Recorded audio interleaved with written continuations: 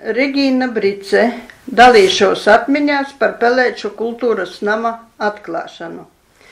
1974. gads Pelēču ciemā bija patīkamu notikumu gads. Kārļa Marksa vārdā nosauktā kolhoza ļaudis priecēja februārī nodots jaunizceltais tautas nams. Uz jauno ēku pārcēlās kolhoza kantoris, ciema padome pasts. Telpas bija plašas, lielā zāle, mazā zāle, lasītava, kabineti kolhoza speciālistiem. Darbu tautas namā uzsāka jauna vadītāja Regīna Plone. Tautas nama atklāšana bija paredzēta par godu Kārļa Marksa vārdā nosauktā kolhoza 25 gadu jubilejai. Laika bija maz, darba bija daudz. Telpu sakopšana, būvgrūžu izvākšana, logu tīrīšana, telpu labiekārtošana. Lai to visu paveiktu, tika organizētas jauniešu talkas. Jaunieši bija atsaucīgi un to bija daudz. Mēneša laikā tika veikta arī pašdarbības koncerta sagatavošana.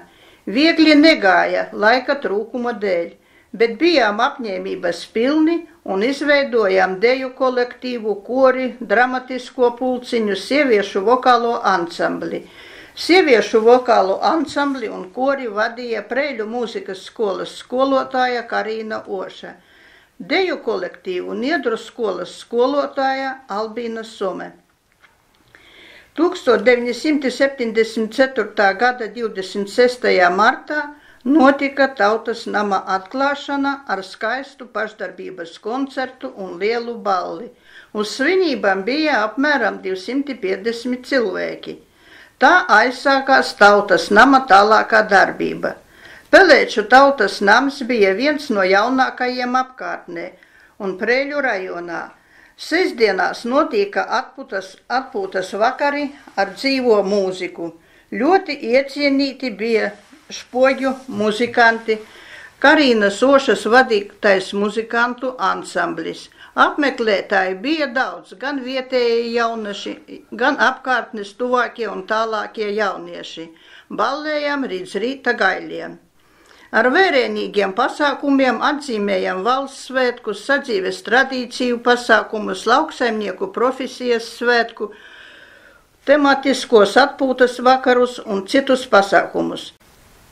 Ar pašdarbības koncertiem braucām ciemos pie kaimiņiem tautas namiem. Piedalījāmies rajonā pašdarbības kolektīvu skatēs. Par aktīvu darbu 1977. gadā tautas namam piešķīra kultūras nama nomināciju. Vakaros jaunieši nāca uz kultūras namu spēlēt novusu, tenisu, piedalījās mēģinājumos. Bija izveidots arī pūtēju orķestris. Kultūras namā ir viesojušies ievērojami rakstnieki, dzejnieki, mākslinieki, kā Pēteris Zēle, Julijs Vanaks, Pīgosnis, Pēteris Jurciņš un citi. Ar saviem koncertiem Pelēču kultūras namā viesojušies brāļi Ziemeļi, Bumerangs, Edgars Liepiņš, Ornaments, Eduards Rozenštrauks, grupa Hameljoni, Aija Rimša un citi. Laika gaitā uz kultūras namu ēka tika pārcelta arī bibliotēka, krājkase un medpunkts. Vēlāk 1976. gadā pievienojas Kārļa Marksam arī Friedriha Engelsa vārdā nosauktais kolhozs.